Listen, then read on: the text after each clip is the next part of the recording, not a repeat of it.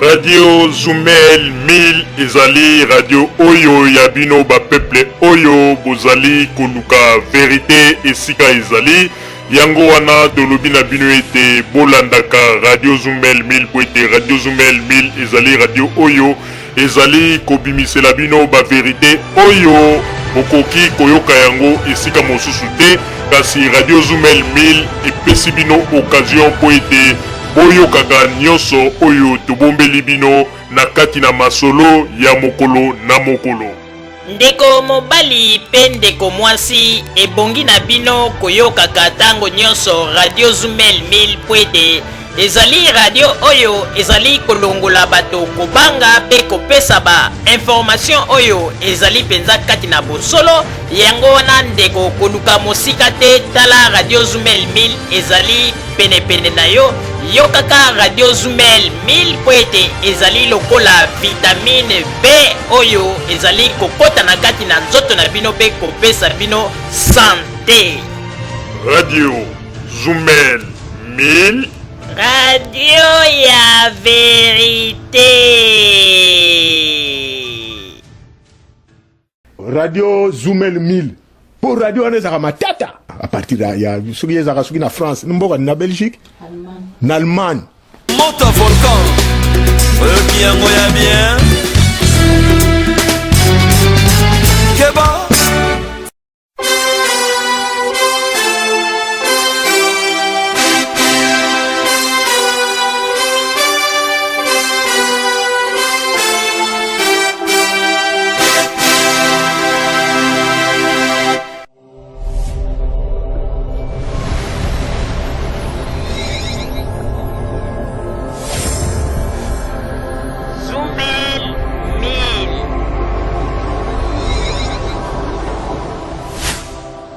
Zumel 1000 ezopekisa biso makambo oyo soki nga mikolo na komi ebotu nanga so na komi ndeni nga mikolo na komi soko sakai na nga kaka na bengi ka Zumel 1000 po radio wana non en tout cas félicitations yo koloba nini po na Radio Zumel. Avez raison aïe.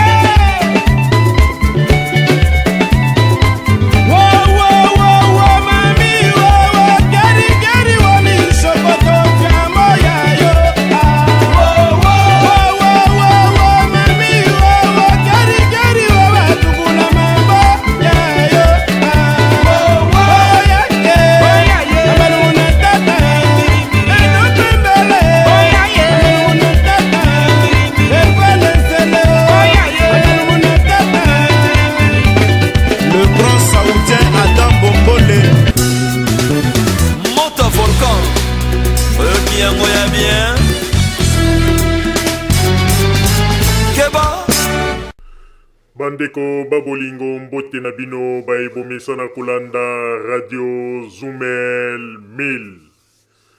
Bandeko babolingo lelo tozali na esengo mingi mpona kopresente bino ba emission na bino bomesa na kolanda mokolo na mokolo. Lelo tokolobela bino nini bandeko babolingo lelo ezali bongo mokolo oyo toyambi bongo ndeko to Monsieur Zulubabela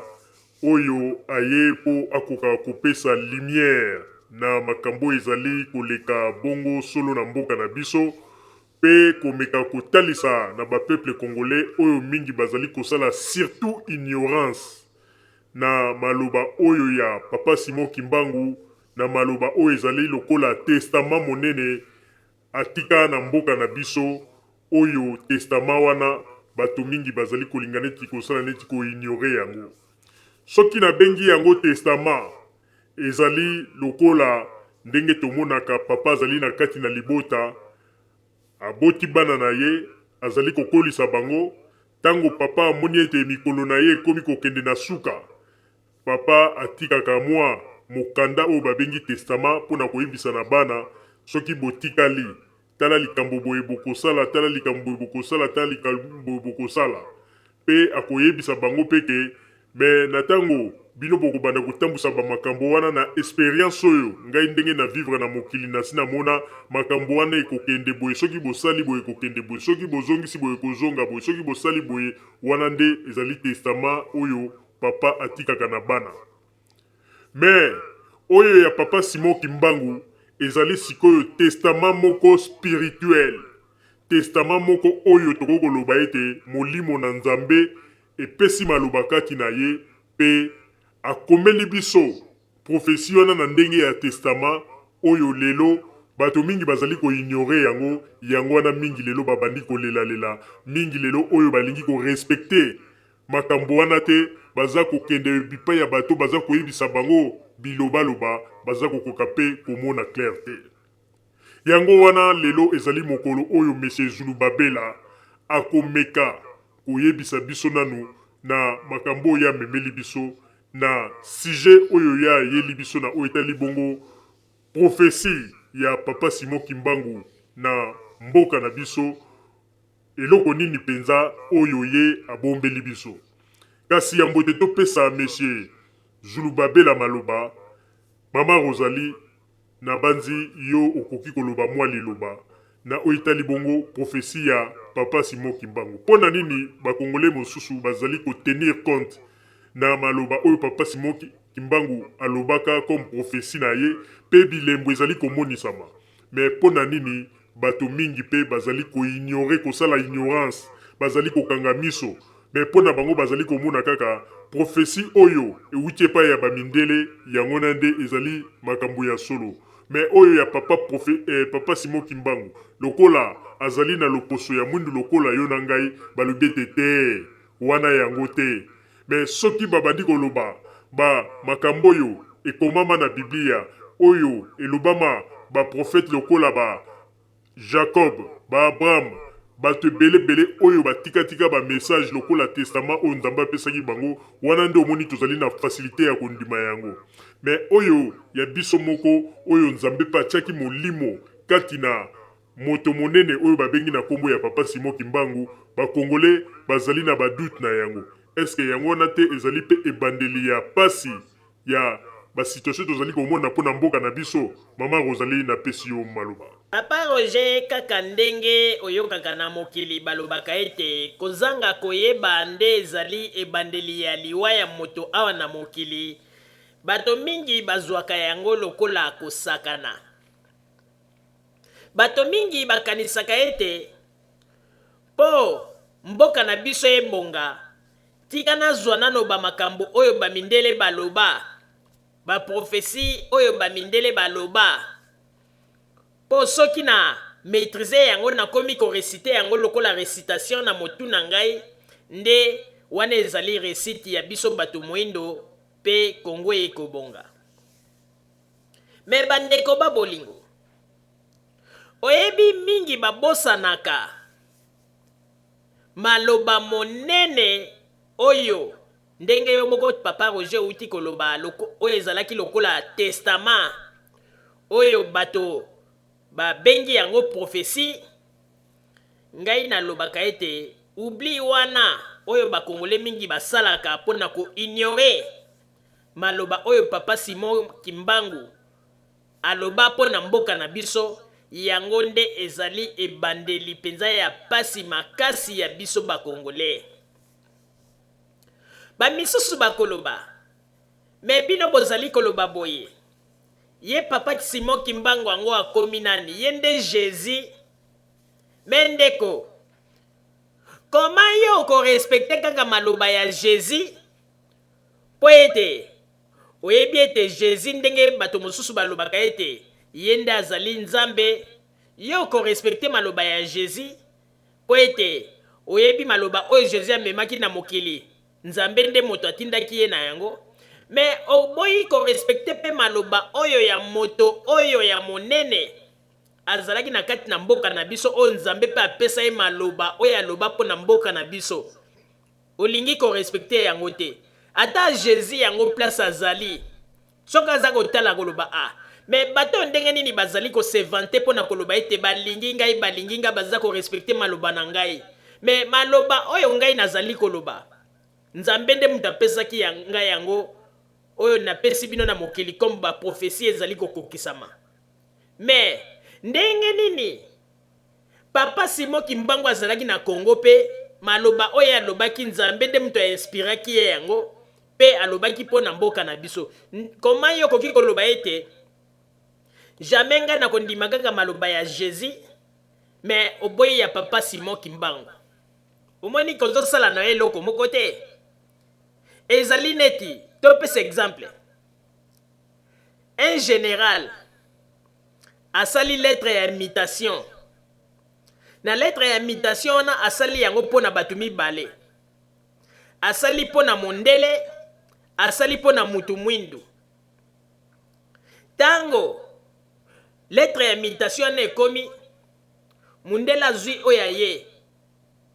Mutu mwindu atali lettre ya invitation ya mondele. Alobi, ah, c'est bien. Yo penza il faut kende. Na invitation batindi il faut kende. Mais tango kaka général wana moko wana asali lettre ya invitation pona mutu mwindu. Mutu mwindu aye nango alakisi bandeko ne batali balobi te lettre ya invitation ezali yango te. Ezali yango te oya mondele nde mutu ezali ya bien. Eloko nde oyo ba Congolais baza kosala. Baza kokanisa prophétie ya papa Simon Kimbangu ezali ya bien te. Ezali ya moniato po nini po ye azali na loposo ya mwindu. Oyo ya Jésus to ya ba prophète mosusu ba mindele oyo balobaki ezali nde yango. Alors soki ezali bongo na koyebisa bino pe sikoyo ba Congolais moni teke boza kosala erreur. Parce que soki boboyi prophétie ya papa Simon Kimbangu na ba église na bino oyo ya mike mike tangu totambolaka. Okomona moto mosusu atelemi abandi koloba Nzamba ayebisi ngai boye boye wana batu babeti maboko balobi ya prophétie Nzamba alobi.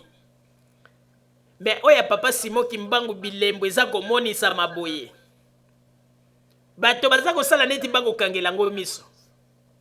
Bomoni teke wana nde ezali ebandeli ya pasi pe makasi mpona biso ba Congolais. Ndeko moto akosa yo te. Oyebi biso nyonso tukala. Lokola toyebanga nanu masolo ya papa Simon Kimbangu malamu te. Tobandanga kokanisa ete maloba ya papa Simon Kimbangu ezalaki kaka ba masolo ya bato bavandi na kati ya ndako bakobeta yango lokola lisapo. Mais lelo oyo toye ko comprendre.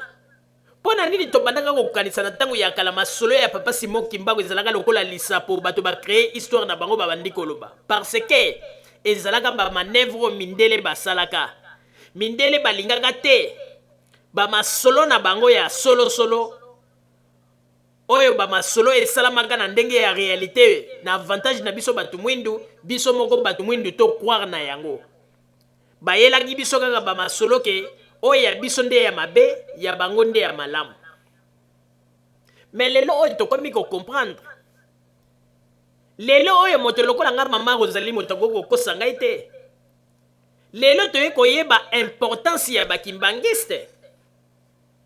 Bakimbangiste bazalaki na trésor monene. Oyo trésor wana biso ba peuple congolais to négligeaka yango mbula na mbula. Bandeko. Oyebi pourquoi ngai na félicitaka église kimbangiste. Ezali flatterie te mais makambo na koloba ezali vrai. Ezali pete po ete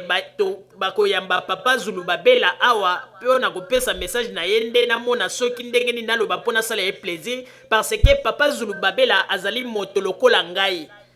ye akokufa ngai pe lobi na kokufa donc influence moko te oya kokosala na ngai na koki koloba maloba ya kitoko pona Nzambe pona yebi te Nzambe ndem da koko sauver molimo na ngai mais pona papa Zulu babela na koloba o naza koloba te pona sala ye plaisir ngai nazalaka direct na lobaka te po na sala mutu plaisir po ni soki non ezali non na koloba non soki oui ezali oui na koloba oui. Po na nini tozako ngai na felicitaka bakimbangiste bandeko soki bolandi malamu na église kimbangiste na makambo nyonso tu bango basala botala kaka ba makambo na bango ekendeke kaka na babilembo oyo ezali neti maloba ya promesse oyo prophète papa Simon Kimbangu atikela bango prophétie monene okomona na bakimbangiste baza na solidarité soko kei lelo oluki na baeglise nyonso tu kolongola nanu bakatolike ozwi kaka na baeglise nyonso tu eza na Congo église oyo eza na ba école oyo batongi yango na ba propre fond na ba propre fond na bango moko bakimbangiste. Okomona soko okena église kimbangiste okokuta baparese te, basi na mibali baza na kati na misala baza kosala. Soko ke pa ya bakimbangiste bazali bato oyo te balelaka kokende pa ya bato mosusu bakomi kolelalela biso boye biso problème boye. Non, ezala to bakimbangiste bazwi problème na kati ya église na bango, tomonaka te komona baye na baliboso ya batelevizio baza kolelalela biso boye te. Basalaka bamakambo na bango na kati na lisanga pe bakozwela yango solution. Me bandeko, sikoyo totala nanu na oyo etali bongo prophesie ya Papa Simon Kimbangu. Papa Simon Kimbangu atiki prophesie monene na oyo etali bongo elembo ya mboka na biso. Abandi ko parler même na premier président, tomoni bilembo yango esalama. Aye ko parler na deuxième président, tomoni bilembo yango esalami. Aye ko parler na troisième président, tomoni bilembo yango esalami. Oyo pe ayeki koloba na quatrième président tozana elelo président Joseph Kabila, bino moko boza komona ndenge nini bilembo yango eza kosalama. Mais ba congolais ebele lokola baza na ignorance bavandeli kaka ba promesse o ba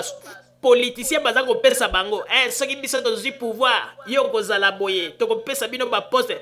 Tala sikoyo bamakanisi wana babosani oyo nyonso tu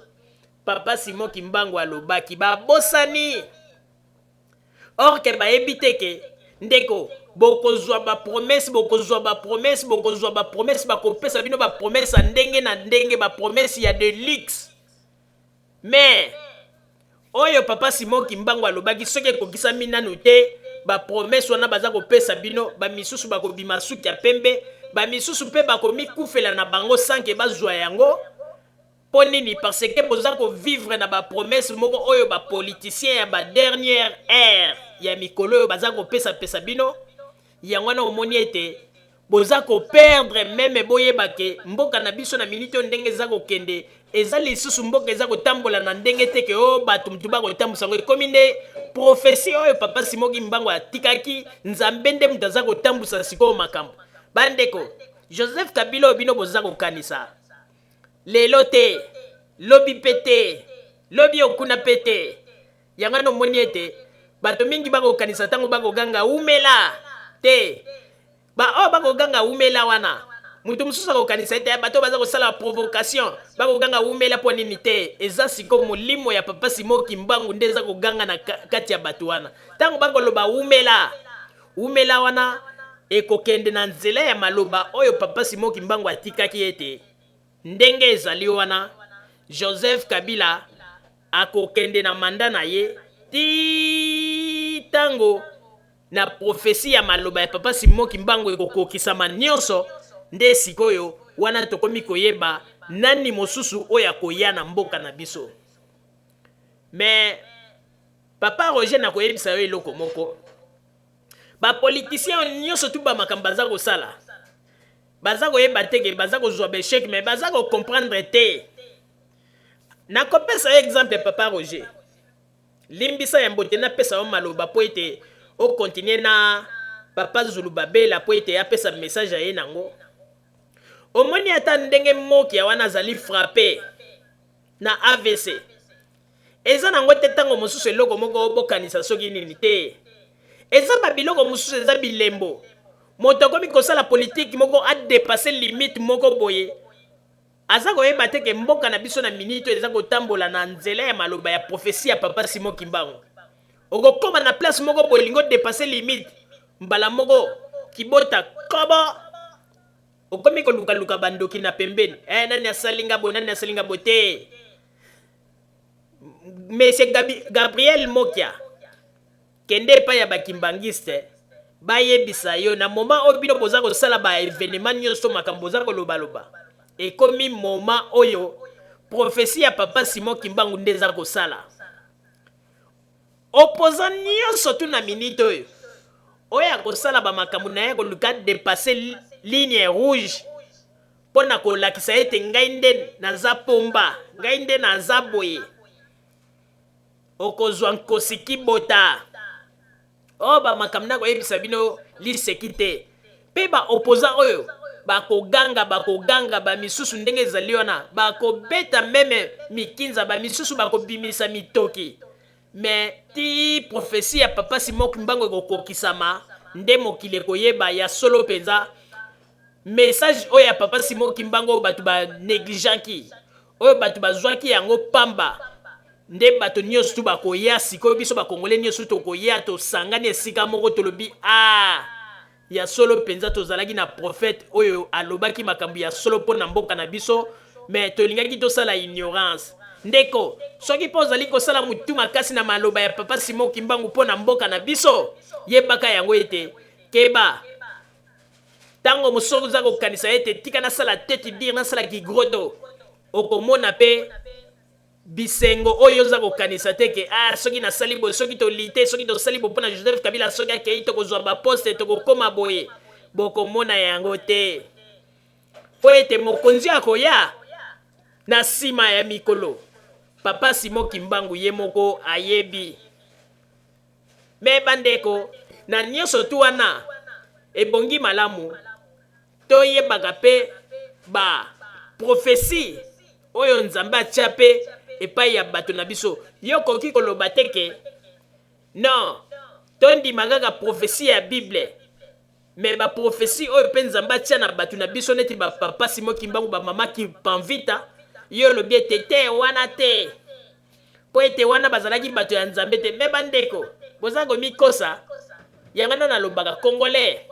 Tango mosusu yo okanisaka ete yo nde mutu oyebi Nzambe bien, yo nde mutu osimba ba dossier ya Nzambe, yo nde mutu okoma kotala ba idée ya Nzambe na ba dossier ya Nzambe osimba te. Makanisi ya Nzambe ezali ya ngai na yo te. Tango papa Simon Kimbangu abandaka kopesa ba prophétie, yo nayebi te tango mosusu pe obotami te, mosusu pe tango mosusu ozalaki nanu mwana moke bebe. Mais bongi malamu boyeba yango eloko nyonso tu ekosalama na Kongo mikolo oyo ekoleka kaka na nzela ya prophétie oyo Nzambe apesaki ya papa Simon Kimbangu. Sans quoi bakongole bokoganga, bokosala ndenge nyonso, bokobimisa mitoki, bokomona ete eloko moko ekosalama te na oyo bino ndenge boza kokanisela. Ba opposant to ba politicien bakopesa bino ba promesse, soki Kabila kei tokozwa bokonzi, tokopesa bino ba poste, bokozala boye, bokokoma bien, bana bakobanda kokende kelasi, bakofuta kelasi te, eloko moko ekosalama ya kitoko. Tango Kabila kokende bato bakobanda kolia 3 fois par jour ba makambo ndenge na ndenge. Mendeko wana nyonso tu ekozala kaka ba masolo ndenge babetaka lisaponge.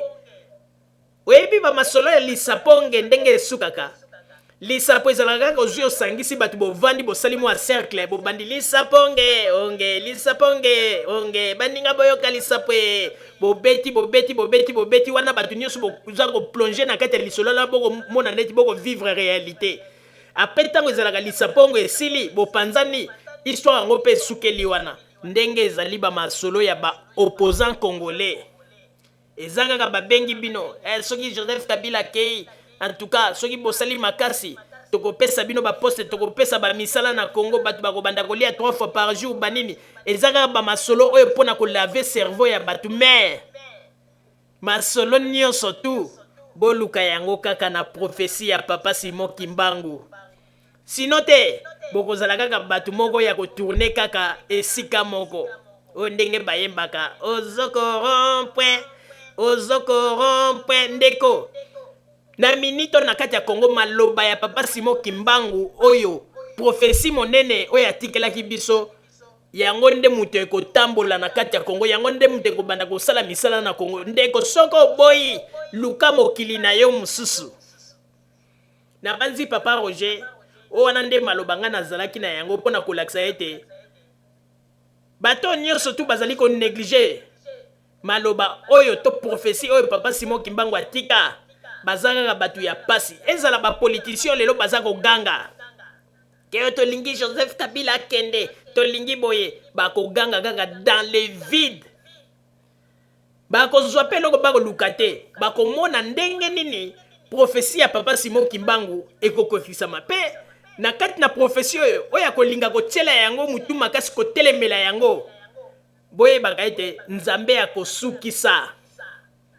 na banzi papa Roger oyo nde nakokai koloba yango wana natikeli yo maloba po ete okoka sikoyo kosolola na ndeko Zulubabela oyo ayeli biso awa po ete toyoka message na ye na oyo etali bongo mboka na biso toyebi te eloko nini oyo abombeli biso nazongiseli yo maloba papa Roger. Merci mama Rosalie pona kozongisela ngai maloba bandeko babolingo na banzi bouti kolanda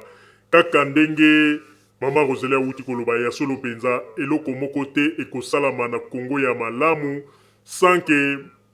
eloko wana eleka na nzela ya maloba oyo profesi monene papa Simon Kimbangu atikelaki biso oyo bato mingi bazali koignore yango wana na koyebisa pe na bandeko mingi surtout bakongolais oyo bazali na diaspora bandeko botika kosala hypocrisie soki yo ozali kozwa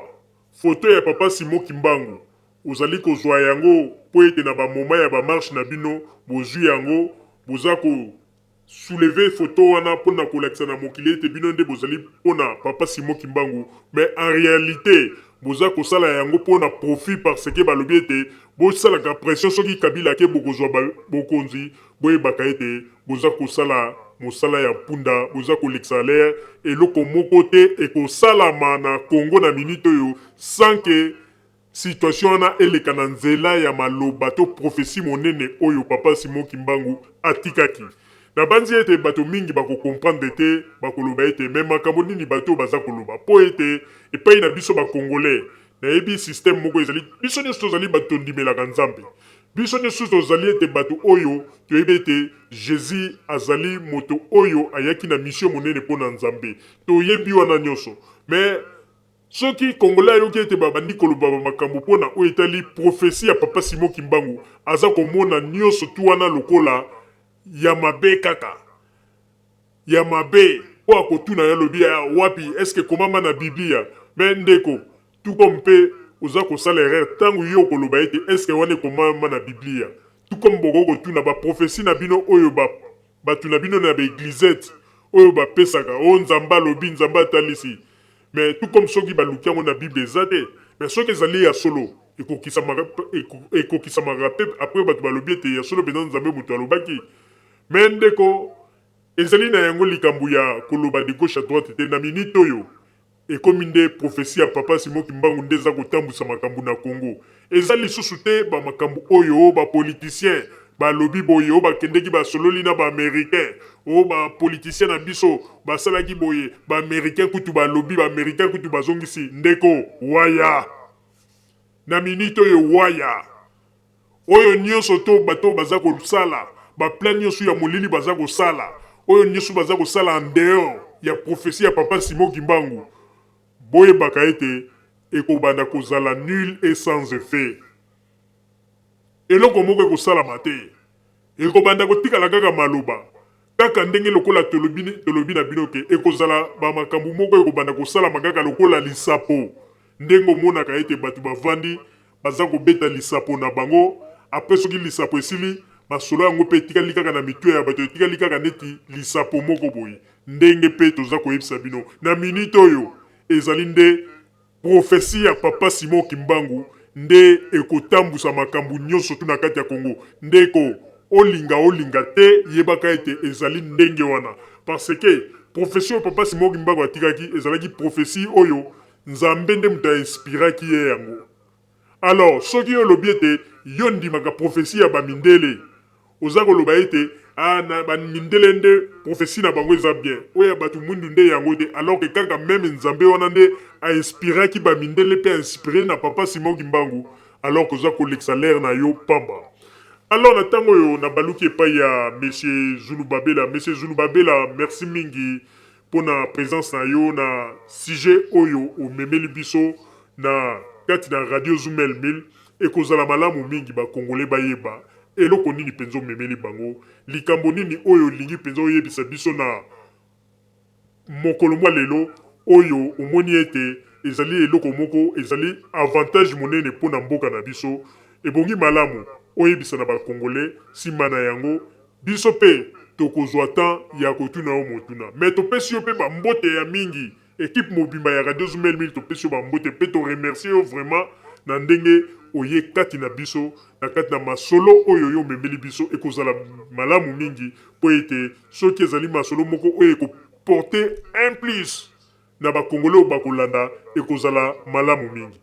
na ntango oyo topesi yo bambote topesi yo mpe maloba toyoka yo maloba ezali epai na yo monsieur Zulu Babela s'il vous plaît.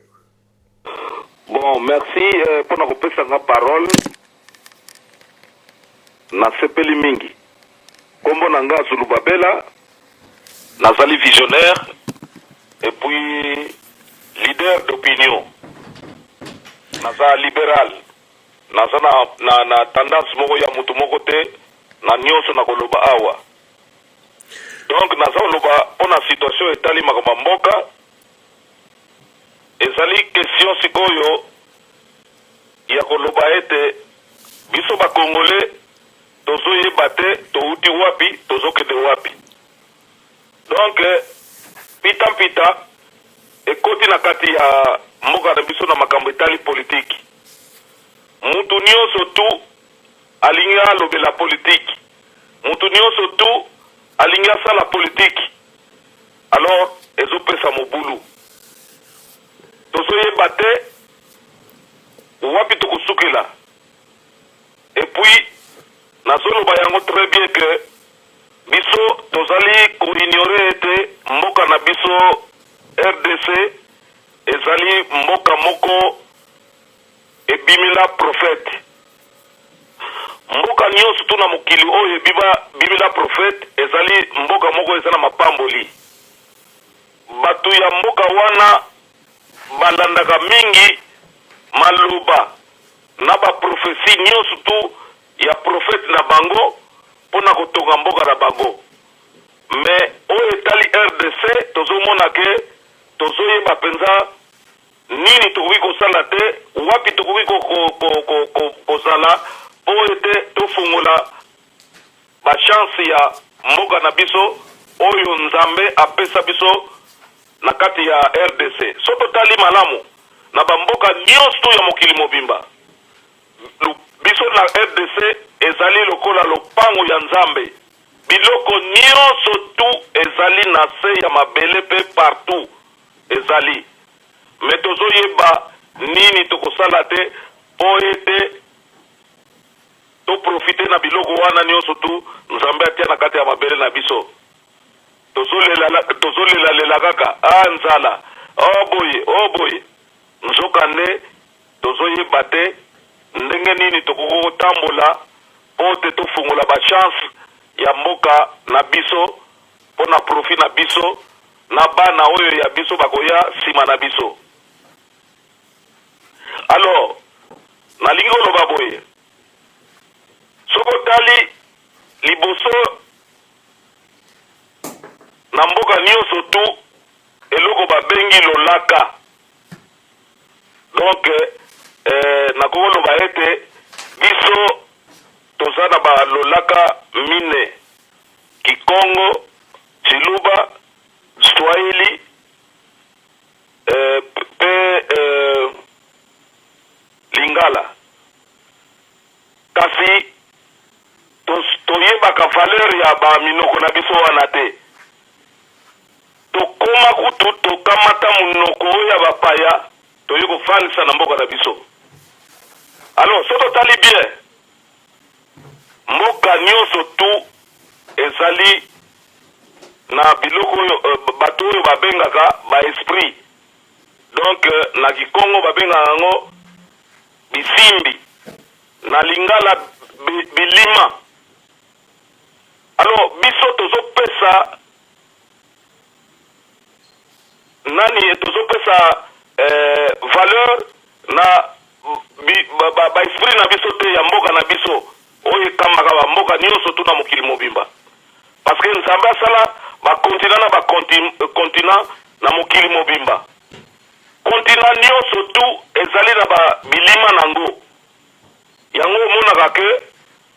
basekre nyonso tu ezalaka oyo ya bilima bato bayebaka yango mingi bachef coutumier. Tokamata pe na bangonga mosusu tokamata pe bachef coutumier totiaka bango pembeni.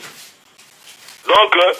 moyen to fonctionner bien exact parce que tozwi lolaka monoko oyo ya bapaya toyo kovandisa ngo na mboka na biso ekoki kosimba te. Ozomona ke mutu ekotaka tokende gauche tokende droite en avant en arrière tozokoka eloko moko te. Yango nalingi naloba boye na nzembo moko nayoka artiste musicien moko ayemba kombo ne Peter Kimbangu. Peter Kimbangu ayemba nzembo moko aloba boye tomeki na français tomeki na anglais tomeki na minoko nyonso tozokoka te tozongela monoko oyo ya mboka na biso. Oyo nalobi bato oyo bayoka banzembo ya Peter Kimbangu ata aza koyemba na Kikongo me soko otali bien maloba wana ezaki maloba moko message moko ya motuya. Tokangami na monoko ya bapaya tokomisi kutu monoko bapaya yango tokomisi yango balobaka ekoma langue nationale. Oh non, français ekozala langue nationale te. Français ezali langue administrative po bapaya bayelaki biso makambo na bango baye ko imposer makambo na bango na mboka na biso. Alors elingo loba boye soki tozongeli minoko na biso topesi valeur na minoko na biso oyo nzambe apesa na kanti tokomona ete changement ekozala na makambo nyonso parce que bilima na biso ekozwa esengo ya koede ya kopesa esprit makasi na bakambi ya kobongisa bamakambo nyonso tu po tokende liboso parce que na bamboka nyonso tu création na invention ekendaka nzela moko na monoko ya mboka. Sikoyo monoko oyo ya lopoto biso tokakami nango bankolo monoko na bango basala baavion basala bateau basala bafusée basala biloko na ndenge parce que bazala liaison na baesprit ya mboka na bango oyo tangami monoko na bango. Me biso tokamata minoko na biso kutu tobwaka pembeni tokangami na monoko ya bapaya oyo babengi français. Esi etondi na kisasa na Kongo mobimba soki mutu mwana lobi français te aza mayele te. Non. Totala esika wana. Oyebi oyo nazoloba ngai bamusu bakomonanga yebi azoloba nini mais non na même yo soki oza congolais vanda kanisa bien. Création na invention etambolaka kaka na secret ya monoko na bino bakoko na bino bakoya kopesa mayele na babilima na bino bakoya kopesa mayele na mitu ya bato wana mpona monoko ya mboka na bino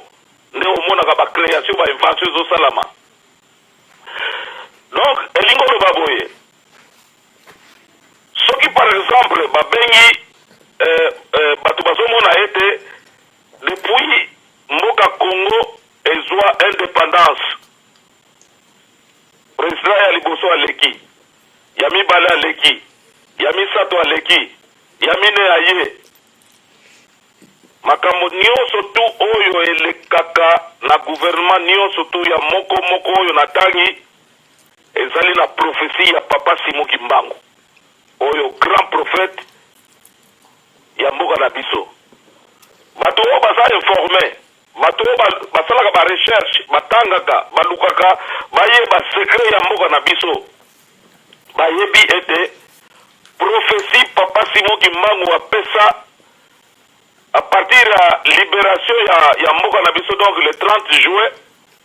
président ya liboso ya mibale ya misato na ya mine eza na kati ya prophétie ya Papa Simon Kimbangu. Yango ozomona ke na tour oyo ya 4e président bato bazo comprendre te. prophétie ya Papa Simon Kimbangu ekosalama mpe ekolonga parce que azali prophète moko ya Nzambe. Makambo oyo asala prophétie na président Kasavubu tomona yango. Oyo asala prophétie na président Mobutu tomona yango. Oyo asala prophétie na président Joseph Désiré Kabila tomona yango. Laurent Désiré Kabila pardon tomona yango. Oyo pe aloba pona président Joseph Kabila Kabange oza na pouvoir lelo makambo nyonso tu ezokende nanu tokomi na suka te mais banda ebandeli ti ndenge tozokende tozomona ke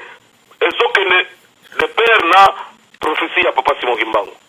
Monsieur Zulu Babela eloko na kosenga na yo kokende penza bangu te kozala pressé te po ete makambo oza koloba ezali penza très important pona ba peuple congolais ba comprendre malamu pe ba yeba eloko nini ezali koloba. Na bandi outi koloba tout de suite olobi ke Papa Simon Kimbangu alobaki makambo na premier président, alobaki pona deuxième président, alobi pona troisième pe alobi pona quatrième. Mais pona zonga simate na bandi na quatrième président, yebisa biso na maloba oyo ya alobaki pona quatrième président eloko nini penza alobaki. Préciser penza po ete ba peuple ba comprendre bien na message oyo kopesa biso. Alobaki nini comme prophétie na ye. Malobe zali epai na yo s'il vous plaît. Prophétie ya Papa Simon Kimbangu aloba boye. Premier président akozala mutu moko calme. Et puis mutu moko akozala dignité na ye pona kokamba mboka. Donc na digna aloba ke akozala mutu moko ya kimia ya na dignité na ye na respect na ye po na kokamba mboka. Alobaki lisusu ke oyo akoya mibale mboka ekokota na mubulu mboka ekobeba bambongo nyonso tu akolia yango epui kutu na suka alobaki ke akozala muyibi. Président oyo ya misato aloba boye président ya misato ayaki akoya na makambo mutu ekozala me akoumila te na président mine aloba boye président wana akozala akouta musika akozala esika bato oyo bazowelela pouvoir te akouta musika akoya akosala misala malamu bakopesa ye mbongo akogere mboka bien akotonga akosala misala ne malamu pe batu bakokota mufiti bakozala jalu na ye me ngai Kimbangu na kusunga ye ti tangu akusilisa mission na ye nde tangu na kupona 5e président. Donc ye moko Kimbangu mutu akupona 5e président. Kuna yango nalobi ete nyonso tu tozomona oyo ezana prophétie ya Papa Simon Kimbangu oyo azotia tembe na makambo na zoloba tozonga mwa nsima totala oyo nyonso tu eleki na depuis président Joseph Kabila Kabange azwi pouvoir bameka ye na bandenge nyonso tu esimaka nango te. Donc eza kutu ye moko te me makambo wana eza na kati ya prophétie ya mutu ya Nzambe oyo kutu babengaka oyo tobengi Nzambe na biso prophète oyo Nzambe apesa biso mpona atamusa mboka na biso na ndenge ya esprit spirituel. Mpona yango tala bakongole toyeba ete na bamboka mosusu bazala baprophète na bango nyonso barespectaka baprophète na bango. Napesa exemple baarabe na mboka baarabe ata aza na ye musulman te me soki otongi kaka prophète na bango Mohamed nayebi sukuma oyo bakosala yo baarabe wana okokomprendre yango te. Me biso kutu epai na biso kutu ekoma kutu bamosusu kofinga prophète Kimbangu kofinga Papa Diangenda kofinga bato oyo ya nzambe baza na ntina nango te. Mpona nini? Parce que baya kotia biso embrouillement na bamissionnaire oyo baya bakatolike baprotestant banini. Tala sikoyo tozomona sikoyo ke bapasteur moko bauti na poto na mikili nyonso tu ya poto ya Europe basangani baye kuna na Congo mpona kosenga pardon na makambo nyonso oyo basala banda Stanley aya Diego Kau baya Livingstone baya bango baye kosenga pardon bazolela yango na nalinga loba tala papa Siboki Mbangu lera loba ete mundele mutu mwindo akoma mundele akoma mutu mwindo batu musuba mona ga onete lisekite ezali sekite tala sikoyo mindele bauti na mboka na bango baye kosenga pardon bafukami bazolela tokososola te bandeko ba Congolais vraiment tokososola te tomona ke makambo oyo papa Siboki Mbangu aloba yango oyo nde ezomonana na miso. Mais alors il faut tosala attention ya kowelela parce que sikoyo pouvoir ekomi ya kowelela non pouvoir bawelela yango te pouvoir epesa manaka na mutu oyo nzambe aponi pouvoir eza na kati ya bilaka nango. Donc tozala na confiance totia prophète na biso Siboki Mbangu liboso ya makambo nyonso tu na Congo oyo nazoloba bato mosusu bakofinga nga bakotonga nga awo wana kutu nani wana encore auti wapi mekeba kolala kolamuka mikolo ezokende tokomona makambo ndenge na ndenge oyo ezoya oyo papa Siboki Mbangu aloba ekosalama. President Joseph Kabila azana mikanu ya kolo nzambe epesamana na prophète papa Siboki Mbangu nazana nga mutu a PPRD naza mutu ya IDPS te naza mutu ya union nini te na parti politique nini non nazali kaka visionnaire leader d'opinion nazopesa oyo epesa milingai na ba esprit na oyo epesa milingai na ba esprit na oyo uti na kati ya makambo ya bakoko na biso na tali ko na tangaka mingi nazaka na susi ya mboka na kotaka jusqu'au profond ya koyeba ndenge nini mboka oyo ezalaka toujours na mutu ndenge nini mboka oyo bato balingi kaka kuwelela soko kanama na kozala mokonzi te donc okobunda na yo okokoma meme ti na porte mais soki ekanama ozala mokonzi te okozala no mokonzi te mokonzi kimukonzi epesamaka na nzambe kimukonzi baloba na kikongo baloba kimfu mutumbwa c'est-à-dire kimukonzi fo bapesa yo yango na nkolo nzambe obotama mokonzi okozala mokonzi. Mais sikoyo ekomi na Congo mutu nyonso akobima alingi ozala président mutu nyonso akoya boye ngai président epuis so tolali bien biso bakongolais toyebi koprotege bato ya oyo babengaka bahomme politique toyebi koprotege babikonzi oyo bazosala politique te ezali vraiment buzoba parce que mindele bakosaka biso nayoka bakongolais mosusu balobaka ils vont partir bakokima Mbangu bakopakata non buzoba omi mindele bakosaka biso ndenge nini ntango tozala bakonzi na biso na bato ya politiki na biso po mutu nyonso asalaka politiki ou bien président nyonso c'est comme un gérant mpe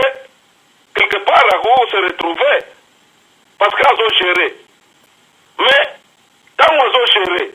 lokola napesa exemple ndingisa lokola président ya mboka aza gera ya mabele nyonso ya Congo mais mon cher akozaka même $10 na poche na yete en plus mais bamindele basalaka biso ndenge nini omoni ntango soki likambo ye ale bapesi songi ale bobenga na ye ntango bokobengana mokonzi wana sima nango bako balandili su mokonzi wana ale mpona nini bashina ye babenda ye bambongo nyonso bakoloba na ye no tozozo biso na pouvoir pesa boye soki tokebi te ale sima omona babomi ye alors ntango tobenganaka bakonzi ya pouvoir na mboka na biso tobenganaka na bambongo ekendaka bakapito nyonso ekendaka toyebaka te ke tozongisaka toujours mboka na nsima nsoka nde ezalaka ndenge nini na bamboka na bango mokonzi oyo alongwe bapesani na mombote na mokonzi oyo aye mokonzi oyo aye koremplace mokonzi oyo ya liboso bakoperaka na bango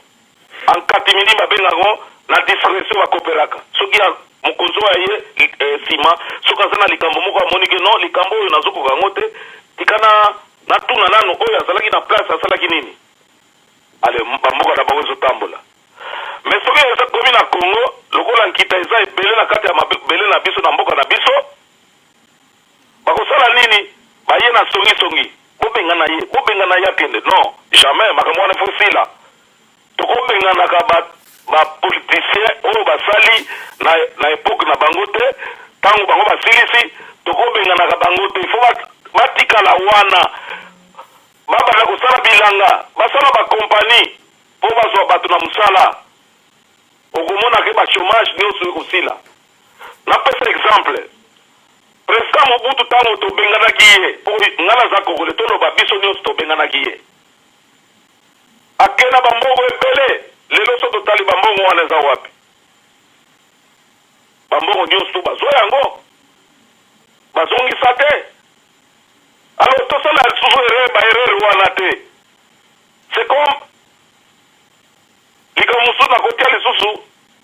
ndakisa exemple pillage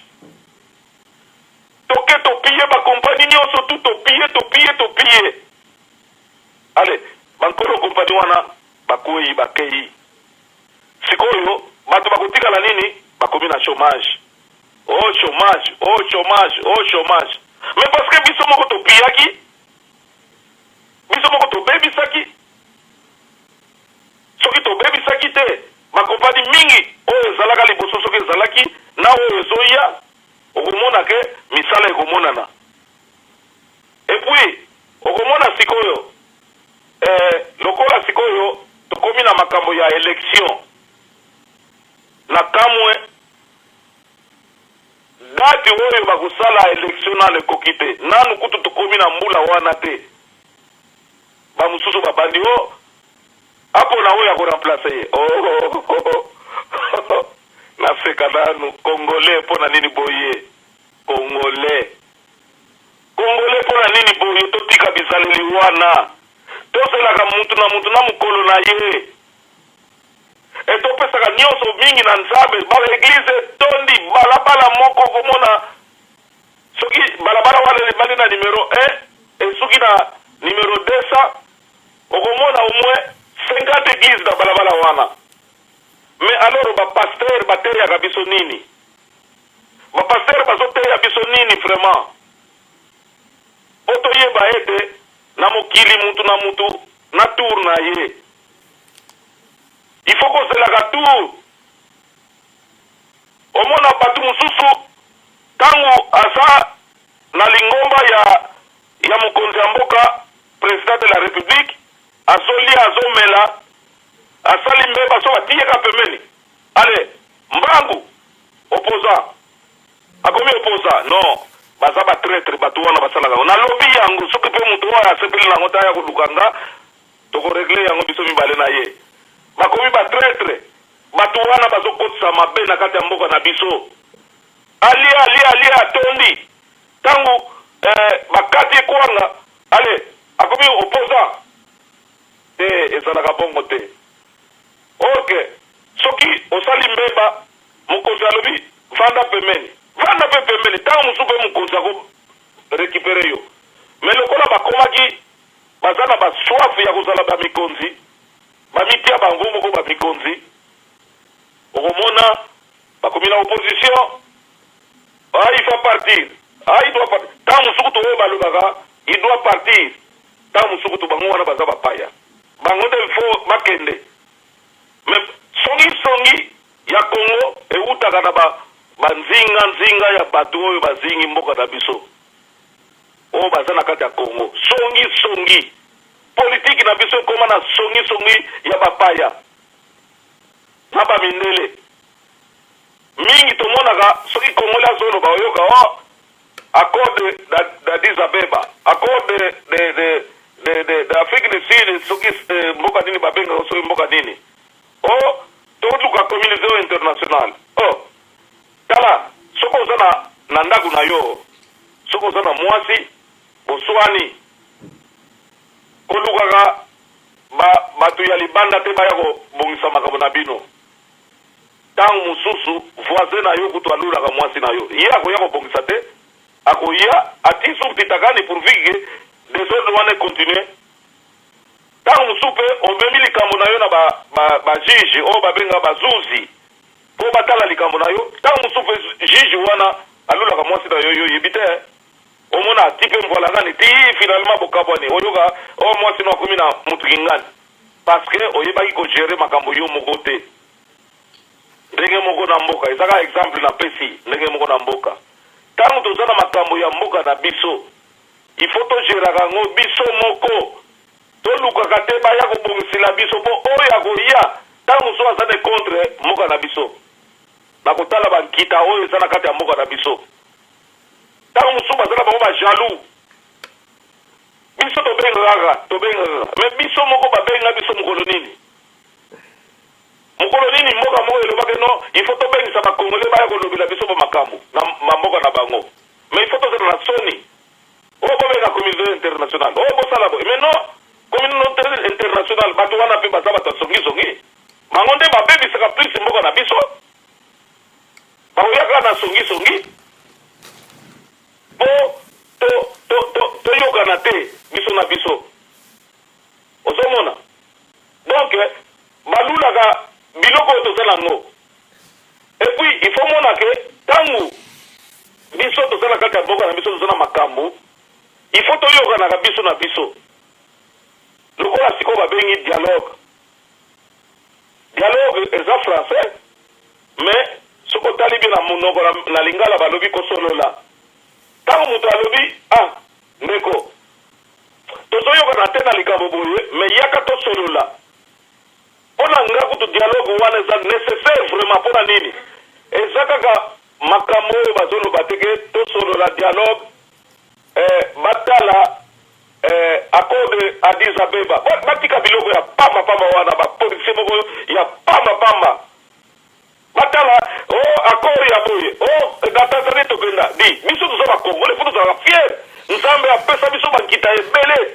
biso totambolaka likolo ya mbongo ifo tozalaka fiere na biso moko. Ntango balobi dialogue bokenda dialogue bokotala makambo nini d'abord ngai nazopesa eza nango eza libre opinion nazopesa ide na nga. Ntango mosusu mpe nzambe akoteli nga ide na kati ya dialogue ifo kotala mpona nini bakotala liboso nani oyo babengi constitution na biso.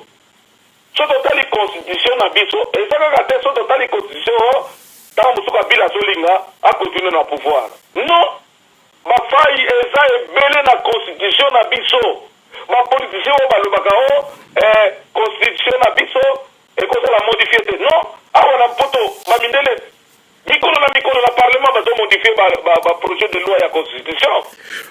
Monsieur Zulu Babela, s'il vous plaît, na lingina tuna omwa motuna na moni okomi kokota mingi na makambo itali constitution ba makambo ndenge na ndenge me ngai na lingite omema ngai penza na piste wana tozonga nanu na masolo kaka o itali bongo prophétie ya Papa Simon Kimbangu. Na yoki yo ndenge outi koloba ba makambo nyonso tu. Mais soki par exemple ndenge ba opposant oyo bazali kosala pression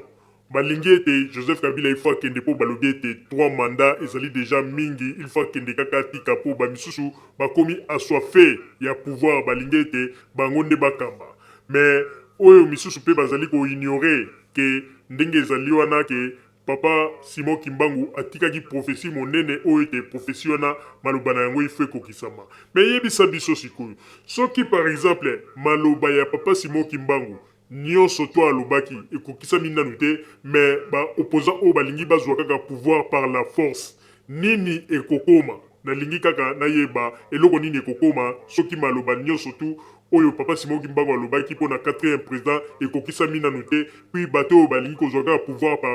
par la force nini yango ekokoma lobi maloba ezali epai na yo s'il vous plaît. Non, mais maloba ya prophète echangeamaka te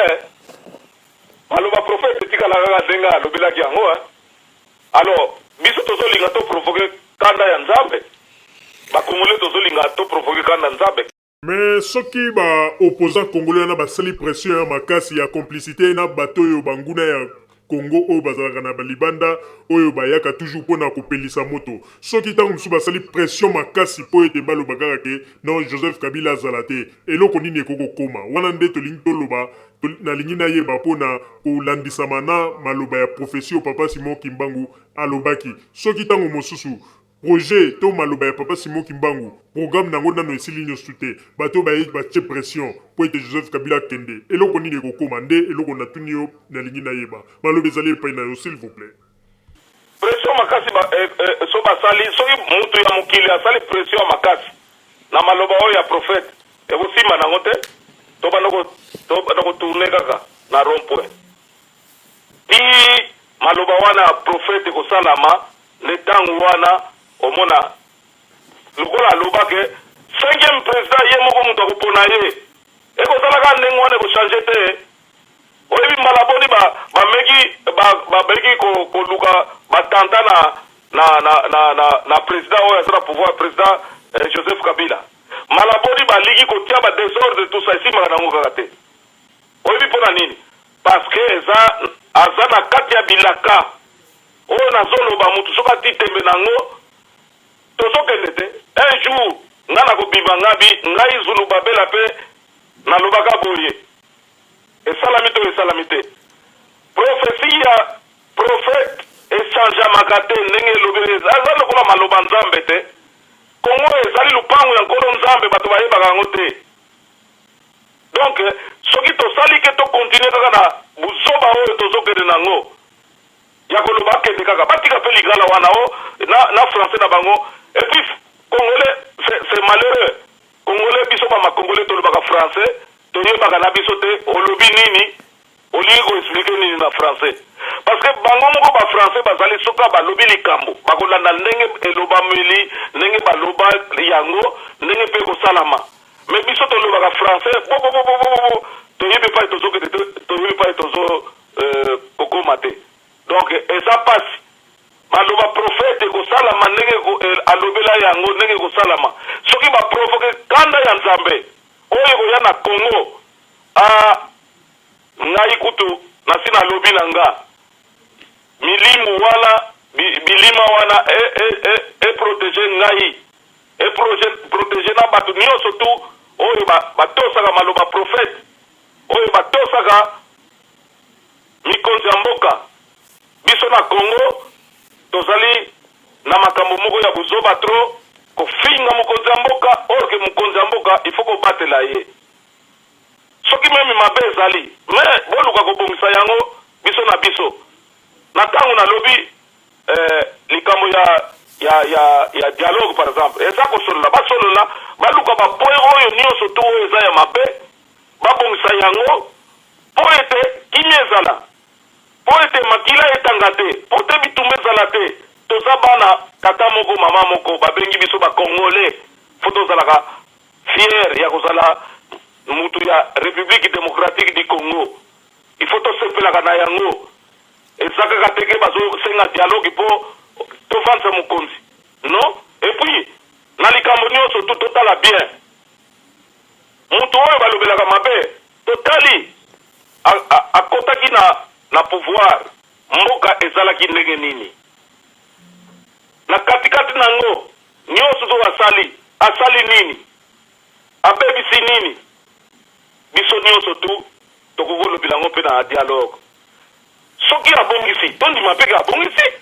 parce que mboka mpe ekobonga mbala moko te na ndenge situation mboka na biso ezalaka mboka ekobonga mbala moko te mais lokuta mabe ngai nake na Kisasa en tout cas bandeko oyo bakena na Kisasa te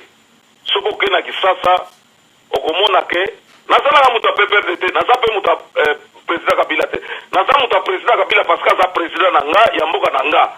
naza fier mais Kisasa échanger nayebi mpe na ba région nyonso tu na ba province nyonso tu mpe échanger tokumisaka mpe toyinaka kaka te oyo ya bien tolobaka mpe eza bien mais congolais aza na bisaleli moko ya mabe moto soki azosala bien omona asali bien te azobebisa mais awa tomonaka na poto opposition ntango mosusu bapesaka mpe baide ya bien mpona kota mboka etambola malamu mais biso eza le contraire kaka koyina yango nde ekoma meme napesaka exemple moko un peu banal mais na kala soki olati kitoko obimi na balabala bato bazoloba putulu bazokumisa yo na kikongo baza koloba longonia mama longonia papa omoni moto alati mpe bazokumisa ye mais sikoyo ekoma olati na yo bien obimi longwa kuna ye azolakisa nini miki ndoki te ezaki ndoki likambo soki eza malamu ndima mpe moninga mpe soki asali likambo malamu ndima oyo ya mabe yo koloba napesa ndakisa ya oyo na makambo na lobi omoni moto alati bien mais peut-être na lera akotisaki ceinture Alexis nani moko ya ceinture akotisaki te yo boyebisa ndeko olati bien metala omoni place wana ceinture ekotaki bien te na banani nango ozo comprendre opesi ide ya malamu to boye te okaki tirete te kanga tirete buto kanga kiango mabe kanga buto bien mais olati kitoko voilà wana ezali bolingo na mutu oyo ozokumisa mais biso ekoma na Congo alongwa kuna ye nani alongwa kuna asali rien mais en tout cas lokuta mabe soki tozondima makambo oyo gouvernement asali te wana kimutema mabe wana eza malamu te ntango eloko esalami ya malamu ndima oyo ya mabe yo mpe okopesa ide oza na opposition lokola ezaka na poto opesi mpe ide ke non omoni likambo wana mpona intere ya mboka eza intere personnel te intere ya mboka ke voilà bino bosazoza na pouvoir tala likambo oyo eza boye mais biso topesi ide bosalela yango boye mais eza teke ekoma guerre parce que na parlement na biso ekoma kaka lokola bitumba guerre oyo babengaka na français guerre donc oyo kuna longwa kuna oyo kuna bozosala rien oyo non motu soki asali bien ndima mpe natikali yo ntango mosusu oza na montuna mosusu we nazali na motuna mosusu oyo ngai nalingi natuna na yo ekoki kozanga te na makambo nyonso tu oyo oza koloba o baopposant o boyeboye tozonga boye toleka boye mpo na bakombo ya baopposant nga kutu naza kuna te mpo nayebi ete bato wana bazali trop bavard eyebani deja me ngai nakobanda kozonga kaka na makambo etali profesi ya papa Simon Kimbangu na makambo ndenge outaki koloba ke papa Simon Kimbangu alobaki ete 4e président akozala wana mpe akosala bamosala na ye mais nalingi nayeba eske papa Simon Kimbangu apesaki direct ke tango 4e président koya tanini oyo akovanda mpona okaki olobaki ete après 4e président na mikolo ekoya ye moko akoluka lisusu moto oyo ye moko akoya kotia na place yango nalingi nayeba eske mpona 4e président ntango papa Simon Kimbangu apesaki profesi na ye apesaki mpe direct oyo nini quand est-ce que président akovanda na pouvoir ti mokolo nini ti na mbula nini apesaki direct eloko nde nalingi nayeba soki okokopesa biso réponse balobi ezali epai na yo s'il vous plaît. Non, apesaka dire jusqu'à 1921 pardon 1900 2021 ti na 2021 me ndeko wana ezali lisusu neti obomi baopposa na bakombata na kanda tala bato oyo deja basi bapesi bango bapromese oyo bayebi ete bakozwaki bokonzi na Congo bamisusu baza deja koreve baposte oyo basi baprometre bango na ndenge ya mopepe omoni te kobomi bango mpenza na ndenge ya kosakana te bakombata na bato na bango oyo baza koreve deja ke Joseph Kabila aza kokende kala mingi te omoni te kobomi bango mpenza ya koboma non ezali prophétie eza prophétie soki bato oyo bazolinga kowelela pouvoir bakende pemene ya mokonzi mpo banome bango. Mais sinon eza prophétie nga te mutu nalobi mpo ngai journal wana nazwila makambo wana ezali journal moko ya 1947 prophétie wana ya Papa Simon Kimbangu. Donc ndeko Zulu Babela kolobake Joseph Kabila, président Joseph Kabila ndenga zali wana akokende penza ti na 2021 balinga te. Balinga te ti na 2021. Nyonso ekoleka. Ekobana koleka kaka lokola kaka mopepe lekito lokola balobaka na lopoto les chiens aboient la caravane passe ekozala ndenge wana. Mais monsieur Zulu Babela toza komona ba émission mosusu ba congolais bazali ko sala o bazali koloba ete ba américain balobi ke mbalo yo penza balingi lisusu te Joseph Kabila il faut kende po ete bango moko bazali déjà prêt ba pesi même ultimatum makambo ndenge na ndenge mais ngenda lingi na tuna na makambo nyonso tu ba to bazali koloba na oyo ba américain baza ko préparer na CC est-ce que ekosimba to ekosimba te oh ba américain bango moko bazala makambo na mboka na bango te. Et puis Papa Simon Kimbangu aloba mboka oyo ekokontinue koya kotia désordre na Congo na République démocratique du Congo tango kanda na ekotomboka bamboka wana ekosekrule na mai ekokenda mai eloba mandengo wana na prophétie na ye. Donc nyonso to oyo bazoloba oyo ba américain oyo ba oyo boye ekozala te ti. Et puis prophète aloba boye maloba na ngai ekoleka te soki esalami te. Me totosa yango totosa maloba prophète nga naza kaka na bobangi ya maloba ya prophète. Baaméricain oyebi bato mingi bayebaka teke politike eza diplomatie. Omoni politike eza lokola mutu moko omona mpe mpuku aye alobi na yo alobi azofula mopepe me kote mosu mpe alie yo mosuni oyo baaméricain oyoki baaméricain kuna epa na bango bazala makambo ebele oyo ezobebisa mokili na bango moko.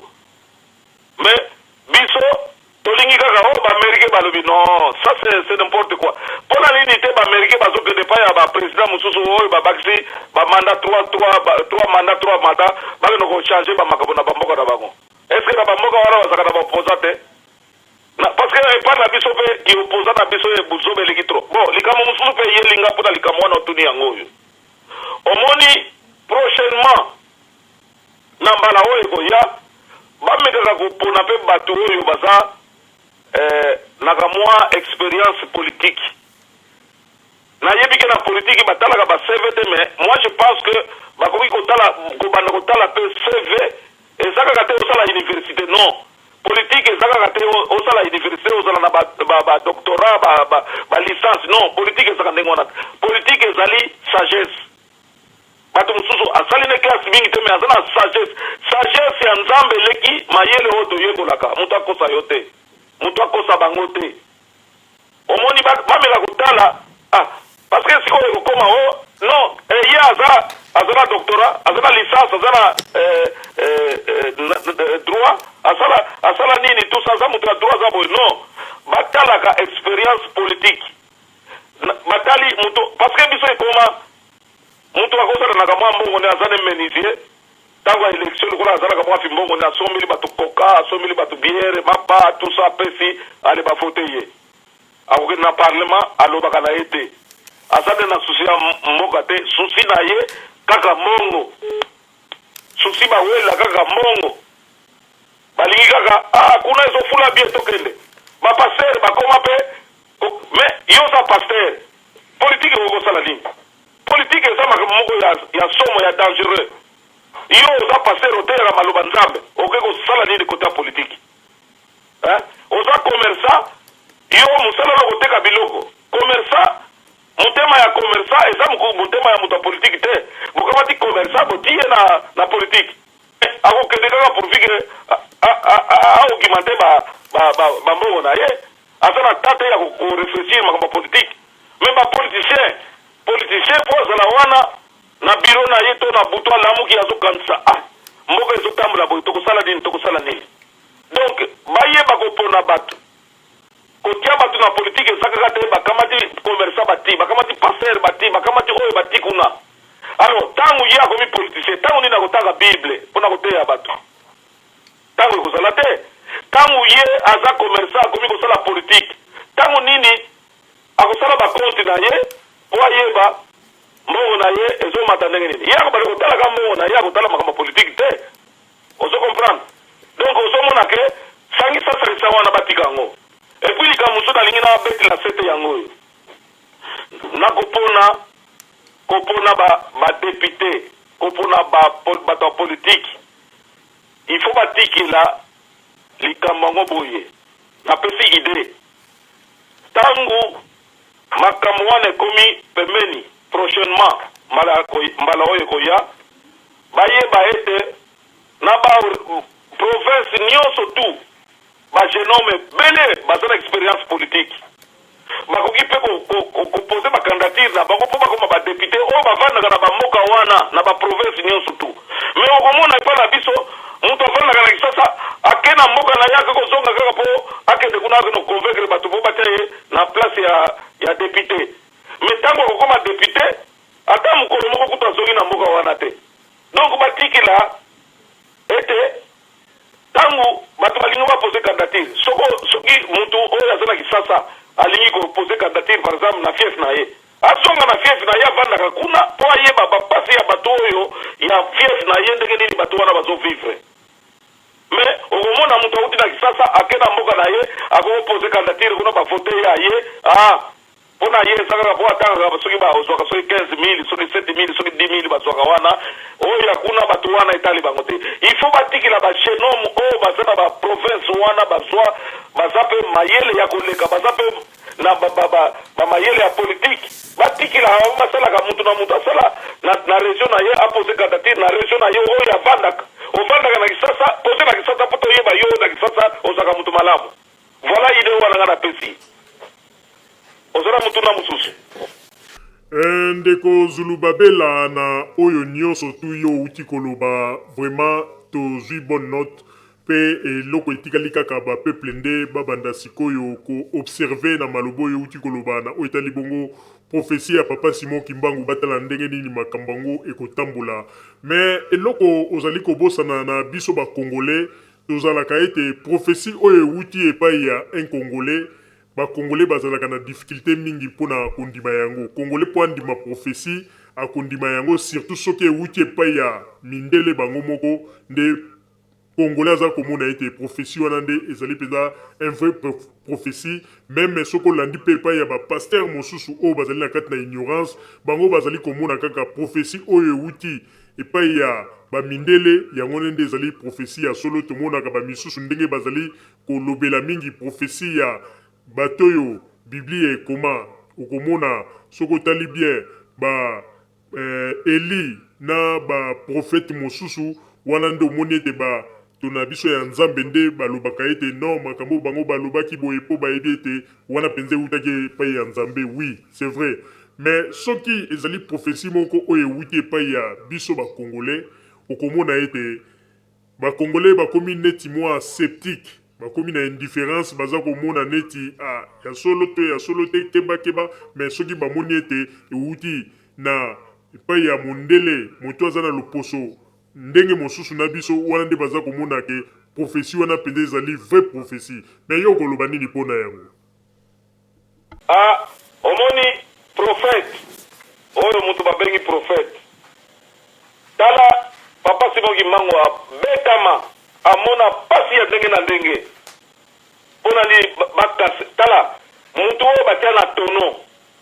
batie na tono basude tono babwaki na mai tu na fleuve place wana biso moko toyebi yango biso nyonso bakongolais oyo bazaka na kisasa presque la majorité toyebi pa abimi amona lisu kuna bapeti ye masasi me aza kaka bongo yo tia tembe na mutu wana soki bakongole biso bakongole na buzoba tozaka nango so toti tembe na maloba ya papa Simon Kimbangu oyo ekoyela biso nayebi te me ekozala mabe me kasi maloba profete esalamaka kaka ndenge atikilaki yango nga naza na eliki yake ndenge natala natanga prophesie wana nazwa chance ya kozala journal wana 1947 azali kopesa prophesie wana na mutu moko oyo azalaki akende kotala na boloko kuna na pasteur moko mundele aza kopesa prophesie wana tala kaka na bambula wana me makambo tu oyo alobaki na 90 tokozwa indépendance tozwaki mpe indépendance oyo mpe aloba mpona Kasavubu tomona mpe ezaleli ya Kasavubu oyo aloba mpona Mobutu tomona mpe ezaleli ya Mobutu oyo mpe aloba na mpona Laurent Désiré Kabila tomona mpe biloko wana sikoyo tozotalela oyo aloba mpona président Joseph Kabila. Alors mpona kosukisa nalingi nasenga bakongole boye toyokana tolingana tozala na bomoko okomona ke nzambe akofongolela biso tozangi eloko te na mboka na biso oyo tokoki tolukila na bapaya tozangi eloko te biloko nyonso tu eza na mokili oyo batia na bamboka mosusu biso bakongole toleki bango toza mosika toyokanaka na makambo politike tozala na bomoko. Donc totala na 1960 ntango tozwi indépendance nyonso to aloba ezokende soko tolandi bien nga ndenge nasalaka nazolanda bien na oyo natanga journal wana naza nango na koprofite mpe natinda yango bapiblie yango si napesa deja bapiblie yango mais lokola biso bakongole tolinga kotanga te tolinga koboma baarchive te bon eza mpe défaut parce que mutu nyonso to na mokili meme na kati ya ndako na yo fo ozalaka na baarchive c'est-à-dire que babikanda mpe mosusu bafoto mosusu mpe obombi ozotala oyo koko na nga azalaka boye oyo boye na boye mais biso todeglisaka biloko wana. Alors nakoloba ete na ndenge sikoyo tozokende na président Kabila totalela makambo oyo profete aloba mais kosalama nga nalobi te nabeti sete na makambo oyo namona depuis tozwa indépendance ti na ndenge tozokende nyonso tu oyo elobama na profesie wana ezokende ndenge moko. Epuis lisusu likambo moko na kobakisa okomona politicien moko soki ayekaka libération ya Congo yango wana toyebi français te. Libération ya Congo esalama depuis 1960 Congo ezaka libéré mais sikoyo etikala nini na kati na biso etikala kaka buzoba kaka mutu oyo akoya nakolibere Congo bakolibere yango mbala boni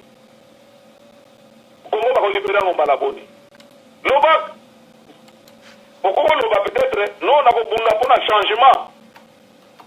ya politique ya mboka me koloba teke o nga nazoya mpona kolibere bato oyo balobaka français yango na corrige bango batika français oyo akoloba libere Congo. Prophète aloba Congo ekozala libéré na 1960 yango mpe esalama na 60 oyo aloba na prophétie apesa na 1947 aloba mboka ekozwaki mpwanza na 1960 libération mpe esalama mais oyo akoya oyo nalingi na libéré Congo bokolibere yango mbala boni omoni buzoba wana antuka nasengi na bato baemployaka verbe wana bapolitisien ya mboka na biso balongwa na verbe wana. Mais monsieur Zulubabela motuna moko nalingi natuna na yo na ntango tomonaka na bamarshe ya bakombatant ndenge bakombatant mosusu bazwaka foto ya Papa Simon Kimbangu baza kobrandir yango mpona kolakisa na mokili ete bango mpenza bayebi makambo ya Papa Simon Kimbangu malamu mais en réalité ntango kotala bayebi te eloko nini oyo mpenza bango balakisaka eske mpona yo bayebi bamakambo oyo Papa Simon Kimbangu mpenza aloba to ezali kaka baza kosala yango kaka na sentiment moko boye balobi ezali epai na yo s'il vous plaît te kobanga babakaka na bango c'est-à-dire basalaka ndenge wana mpo balobake po profete ti lelo aexistaka na ye mpo balobake bango baza mpo na ye mais baza mpo na ye te mpo so bazaki mpo na ye fo balanda baprofesi na ye na mibeko na ye eza kaka te mpo olanda profete ozalaki mbangiste lokola ndenge natangi exemple ya bamusulman mingi ndenge biso toza na bamikili ya poto tomonaka musulman wana aza nde moto ya désordre asalaka nde makambo oyo ezangi ntina tout ça mais kotonga profete na ye te donc bafoto wana bagrandisaka yango aveuglement bayebi na bango ntina bafoto wana batiaka te puis batikaka kotia bafoto wana mpo eza conforme te na makambo profete aloba to profete oyo atinda biso ba Congolais to salaka. Voilà. Ok, merci monsieur Zulubabela na banzi na maloba na yo na onyo solobi vraiment ozalaki clair na maloba na yo pe na ba réponse aussi li kopesa mais na kosenga na yo soko ozali na mot de la fin okoka kopesa na bato oyo bakolanda yo maloba ezali epai na yo s'il vous plaît. Liloba suka ezali bakongole fo toyokanaka biso na biso tolingana tozala boboko tala na bamboka mosusu ezali oyo toya oke kofunda moto ya mboka na bango yo moko koyeba ke bazoprotege nano moto ya mboka na bango mopaya yo kozala na deuxième position ata oza na réseau te bango bakokambata mwana mboka na bango bazoprotege ye me biso na kongo kutu komona ndeko no kongole kutu akolinga kutu yo baboma yo lelo kaka ndeko no kongole azozwa mbongo mpo adiokola moninga ndeko kongole totika bisaleli wana eza malamu te tozala bomoko tolinganaka na motema tozosambela 90% ya population na Congo baza bato bazosambela me mpona nini tokanga mika na mabe ezoleka tro mpona nini bolingo eza na kati na biso te nasengi tolingana tozala bomoko nde tokomona moko ekotambola malamu baoyo biloko nyonso to ezali ya kokangama ekofungwana bolingo mibeko mpe misala yango prophète ya lobala biso abo pia. Merci monsieur Zulubabela bandeko babolingo na banzi boutaki kolanda message oyo monsieur Zulubabela auti ko pesa na biso azalaki clair na maloba na ye pe na mituna totuni ye boyoki ndenge nini ye moko auti ko répondre na yango mais eloko moko tokoyebisa na bino po tolakisa bino ezali bilembo mais bakongole babosanaka noki biso tozali kokwara na message ya to prophétie ya papa Simon Kimbangu. Pourquoi Mobutu même avant kufa Mobutu a prophétisaki surtout pour na ba jeune mais bato mingi ba comprenaki message wana te bato mingi ba monaki yango kaka boye alors que na ba dernière minute Nzambe atika abandaki déjà koloba na kati na bato po ezala neti kokokisama ya maloba ya prophétie ya papa Simon Kimbangu. Mobutu avant kufa lobaki te bandeko akoyebisa na ba jeune alobi nga na sina komi na suki ya pembe lobi na koleka Kongo oyo kokambama na bino ba jeune. Mobutu alobaki yango pamba te mais na kosenga na papa Botamba kuna na régie tshela biso no ba image wana ebongo na sima na yango toyeba ndenge nini tokokomante yango ya mbote tokende kokanga masolo na biso ya mokolo mwa lelo. Papa Botamba ba image s'il vous plaît. Radio Zoomel 1000 pour radio wana ezaka matata à partir ya soki ezaka soki na France mboka na Belgique na Allemagne Monte volcan qui yango ya bien Keba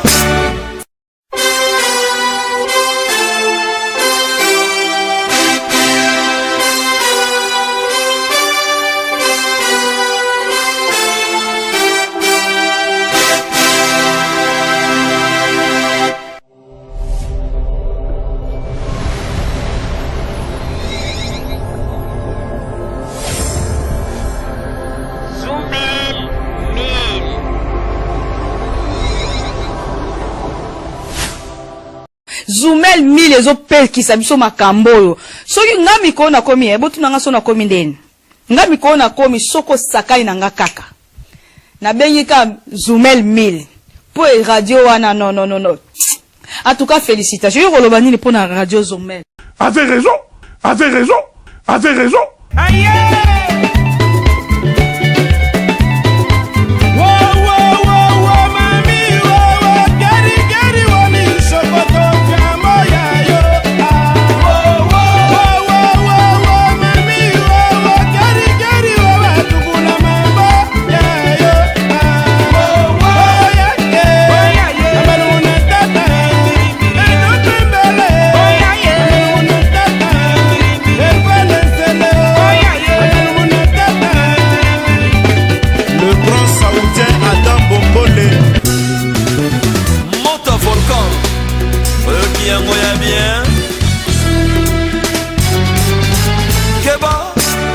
Lokuta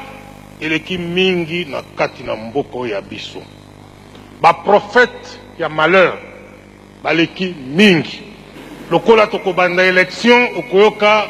vote ngai bato nyonso bakufaki na maboko na yo bakobima, vote ngai mboka ekokoma bwe, vote ngai okozwa mbongo mingi. Citoyenne, citoyen, militant ezali eloko nini balobi yango na lopoto démagogie, kobulungisa bino mutu na makambo ya lokuta ndenge nalobaka mikolo miso pe tango inso na lopoto nalobaka boy. La jeunesse c'est le Zaïre de demain, la jeunesse c'est l'avenir. Elingi koloba lokola na telemi na bandaki mosala oyo suki nyonso mwindo lelo suki pembe lobi na kei mboka oyo na maboko na nani? Na maboko ya jeunesse. Mota volcan oyo kiyango ya bien keba. Mama Rosalie pardon na papa Roger botiela biso makambo oyo penza botalela biso makambo. Bandeko na banzi bozali koyoka wana nyonso tu ezali accomplissement ya maloba ya papa Simon Kimbangu. Papa Simon Kimbangu alobaki yango bien ke 4e président oyo akoya akozala un jeune yenda kokamba makambo nyonso tu malgré mikakatano ekozala bato bakotiela ye bakal bato bakobwakela ye baposo ya bitabe po ete baluka akweya. Mais papa Simon Kimbangu alobaki akolonga kaka. Boyoka bino moko oyo président Mobutu alobaki na ye moko na bomoto akomona kaka ye azalaki kosadresse na bajeune, mais ezali lokola nzambe atiaka ye na munoko na ye accomplissement ya maloba oyo papa Simon Kimbangu asi alobaka. Parce que Mobutu a utilisé kombo ya bajeune alobi bino bajeune nde bokozala bato bokokamba mboka ya lobi. Alobi yango bien. Namoni esika te Mobutu alobi ete ba papa na bino nde bakozala avenir ya Congo ya lobi te. Alobaki yango te. Mais aza a précisé bien alobi bino ba jeune nde bokokamba Congo ya lobi. Donc oloba ete tango papa Simon Kimbangu apesaka déjà prophétie wana avant. Alobaka nini? 4e président akoya akozala un jeune oyo akosala misala oyo kokamwisa bato oyo banguna na ye bakomonana oyo bakolukela ye batia ye bakal oyo bakobwakela ye baposo ya bitabe po ete baluka glisa kweya mais ekosimba te po ete nzambe akozala na ye. 4e président yango ezali nde Joseph Kabila Kabange, un jeune oyo azali kokamba Congo lelo, un jeune oyo bozali komona ndenge nini makambo aza kosala eza kokamwisa meme bato mosusu baza koloba ete me ndenge nini bato ya mayele basalaka na tango ya Mobutu bakoki kosala babiloko te ndenge lelo président oyo Joseph Kabila aza kosala. Wana nde ezali accomplissement ya maloba ya papa Simon Kimbangu toza komona lelo. Bomoni tala ndenge nzambe asalaka Mobutu tango apesaka discours oyo ayebaka te mais ye moko alobaki ete jeunesse bino nde bokokamba avenir ya mboka oyo lobi. Ezalaki pona ba jeune, ezali pona bato toza komona lelo te o baza koya kopesa biso ba discours ya ville morte neti o papa Mwando Simba ayaza kopesa discours. Bandeko est-ce tango Mobutu akendeki alobaki ke ba jeune ya Congo soki ngai na keilobi na kufi bokomona batatar misusu oyo nasalaka na bango bakoya na nsima bango nde bakokamba avenir ya mboka na biso lobi te. Alobi ke ba jeune. Alors biso ba jeune ya Congo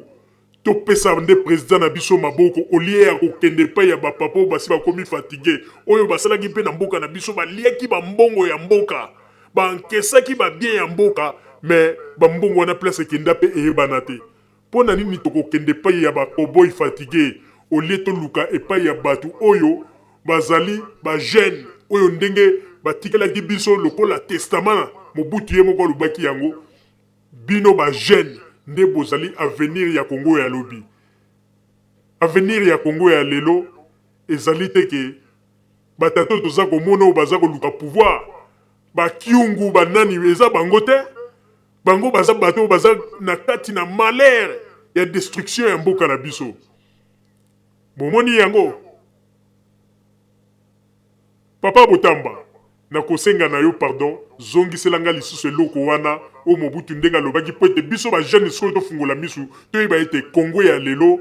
ezali lisusu Congo oyo biso tokende koluka batata oyo basi babomaka mboka na biso te kala po lelo tobanda kobetela bango maboko po bango kaka baya kovanda lesika wana te balobi malamu Congo ya lelo ezali Congo ya biso ba jeune biso nde ifo totonga mboka oyo balobi teke batata oyo basi basalaka kala oyo baliaka oyo baboma mboka bango nde mutu bakoya kotonga Congo ifo tozala mayele biso ba jeune papa Botamba zongisela biso lisusu message wana Mobutu po ete Mobutu alobaki Mobutu afungolaki monoko alobi mais ezalaki ye te Nzambe alobaki kati na ye po etikala lokola archive biso ekoservir biso leçon na mokolo mwa lelo ba image s'il vous plaît papa Botamba radio Zoomel 1000 pour radio wana ezaka matata à partir ya soki ezaka soki na France mboka na Belgique na Allemagne Monte volcan qui a moyen bien Keba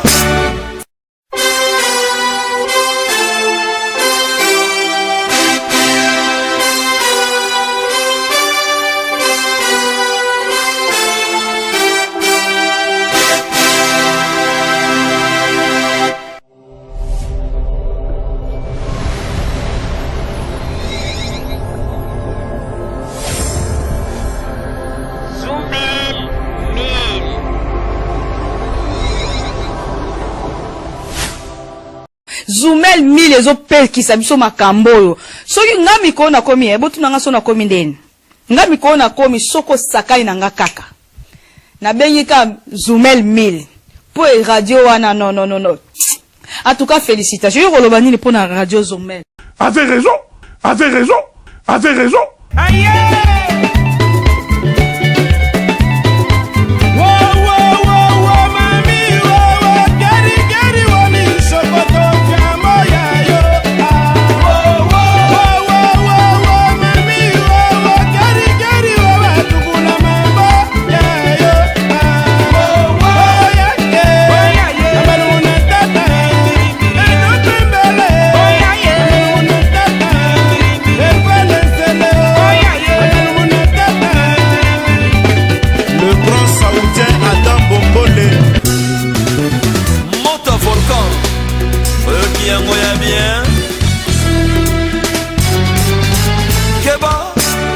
lokuta eleki mingi na kati na mboko ya biso ba prophète ya malheur baleki mingi lokola tokobanda élection okoyoka vote ngai bato nyonso bakufaki na maboko na yo bakobima vote ngai mboka ekokoma bwe vote ngai okozwa mbongo mingi citoyen militant ezali eloko nini balobi yango na lopoto démagogie kobulungisa bino mutu na makambo ya lokuta ndenge nalobaka mikolo miso pe tango inso na lopoto nalobaka boy la jeunesse c'est le Zaïre de demain la jeunesse c'est l'avenir elingi koloba lokola na telemi na bandaki mosala oyo suki nyonso mwindo lelo suki pembe lobi na kei mboko oyo na maboko na nani na maboko ya jeunesse Monte volcan qui a moyen bien Keba Maman Rosalie pardon na papa Roger botiela biso makambo oyo penza botalela biso makambo bandeko na banzi bino moko bouti kolanda ndenge nini na maloba oyo nyonso tozali koyoka lelo ezali kaka kolandisama na nzela ya profesi oyo papa Simon Kimbangu atikaka pona kotalisa biso ndenge nini Nzambe arevelaki ye na makambo oyo ndenge mboka na biso ekobanda kotambola. Bandeko tango Mobutu azali koloba ete ba profeti ya malheur baleki mingi na kati ya mboka na biso. Ba profeti wana banani, ba politicien oyo bayaka kokosa batu bolandaka maloba ya bato malamu. Ba politicien wana obayaka o vote ngai nga na kosala po ete bobanda kolia 3 fois par jour na Congo. o vote ngai po ete lobi bana bakobanda kofuta ba ekole te bakobanda kokende bakelasi ofele. Mais soki otali bilongi wana baza koloba bamakambo nyonso ozongisi miso nsima oza komona bango nde mutu bakambaki biso panda 32 ans. Ntango wana bayebaki teke bana bakoki kokende classe ofele. Ntango wana bayebaki teke congolais akoki kobanda kolia 3 fois par jour. Ntango wana bazalaki kozwa bisengo na bango kokende kosombela ba deuxième bureau bandako na bapoto bamakambo ndenge na ndenge. Mais bandeko, il faut tozala mayele. Il faut tozala mayele. Tokosa malisusu te. Oye Mobutu alobi ezali accomplissement ya prophétie ya Papa Simon Kimbangu. Pourquoi? Tangu wana Mobutu asalaki discours asadresaki na bato baza déjà mikolo te. Po aloba na bango ke bino bato bosi bopusani na bambula bino nde mutu bokozala avenir ya Congo ya lobi. Mais alobi ete bino ba jeune. Donc ezalaki aza koyebisa biso indirectement sans que moko amiyeba ke président oyo akoya ya suka 4e président yenda kozala jeune elongo na ye na biso ba jeune biso nde mutu kotonga Congo. Balobaki teke bambuta mbutu ndenge toza komona Papa Mwando Nsimba ndenge aza kosengelaka batu ville morte. Lelo ville morte komi on dirait que Joseph Kabila nde mutu amemaki masumu wana nyonso tout tango batu bakufaki on dirait Joseph Kabila nde mutu azalaki. Alors que batata oyo tango ville morte salamaka bazalaka na baposte ya minene pembeni ya Mobutu baza kolia baza komela. Bayebaka kutu teke batu bakufi baza na susi wana te. Tango wana bazali komona kaka nyonso normal. Mais lelo oyo bakomi kosengela biso ba ville morte bandeko botala kaka ndenge nini bato baza kolinga komanipuler biso yango na Mobutu alobi ete tokeba eza maloba oyo Mobutu alobaki yango eutaki penza na motema nete mais Nzamba itilizaki kaka monoko na ye. Nzamba itilizaki monoko na ye. Yango wana ndeko yo moto ozali kotia tembe na prophétie ya Papa Simon Kimbangu. Po ozali kaka kopense eke opposant moko alobaki soki bango bazwi bokonzi lokola naza moto moko na yebi mosala ya maboko na kozala président côté ya ba technicien ba makambo ndenge na ndenge ndeko za komikosa. Oza komikosa bandeko ba profession baza kopesa bino to ba malobo bango baza kopesa bino oyo ke yo non soki tozwi bokonzi bokozala boye. Ba promesse ya mopepe. Ba promesse ya mopepe bandeko. Okozala wana po ozeli libandi bimio na mutusu ya pembe komi kobota. Okei pe na toilette ndenge ezalaka ete okitisi pantalon boye tango za kotala na sekuna ba poil nyonso tu ya se ya nzoto komi pembe komi pe kokamolobi mais promesse ngo bapesaki nga na kozwa te nzoto nyonso te komi pembe boye likambo nini ba poil komi kobota pembe. Bozala nde mayele. Baza ko utiliser bino pour rien. Joseph Kabila akolongwa na bokonzi soki prophétie ya Papa Simon Kimbangu ekokisami na nyonso to alobaki nde ye akolongwa na bokonzi. Oyo nyonso boza kosala ndeko bokomela yombo. Bokomela yombo. Oyo tolobi oyo aza na motema ya kondima andima. Oyo aza na motema ya koboya aboya. Kasi oya biso maloba c'est Joseph Kabila umela. Papa Roger na pesi yo maloba. Mama Rosalie, merci mingi pona kopesa ngai maloba. Bandeko ba bolingo tokomi na suka ya masolo na biso topesi merci na monsieur Zulu Babela oya memeli ki biso sujet ya mokolo mwa lelo. Pe topesi merci na ba auditeur nyon surtout oyo balandi biso na bokebi penza pe tolobi bandeko ba bolingo bozala kaka bisika bozali na sima ya bangonga nde tokotalisa bino basango tobombela ki bino ya Radio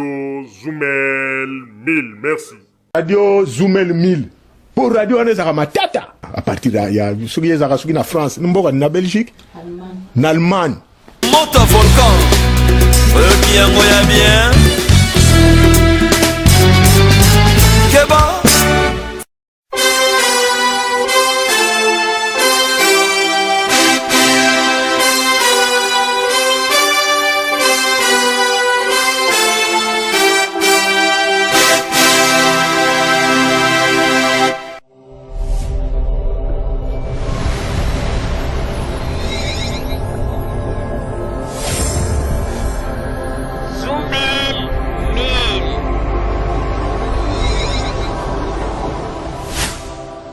Zoumel 1000 ezopekisa biso makambo oyo. Soki nga mikolo nakomi botuna nga so nakomi ndeni. Nga mikolo nakomi soko sakai na nga kaka. Nabengi ka Zoumel 1000. Po radio wana non. En tout cas félicitations. Yo kolobani ni pour na radio Zoumel. Avez raison. Aïe!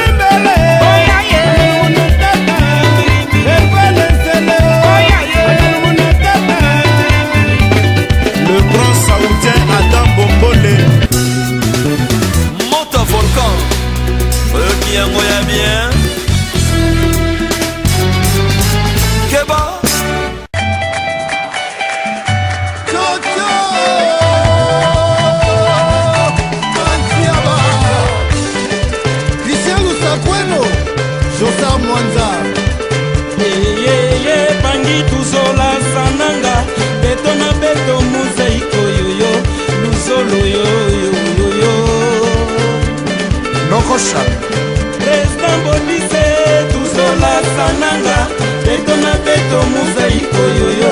Lusolo yo. Adiansi Mokomba Koba. Allez, touchons ça. Adiansi Mokomba Koba.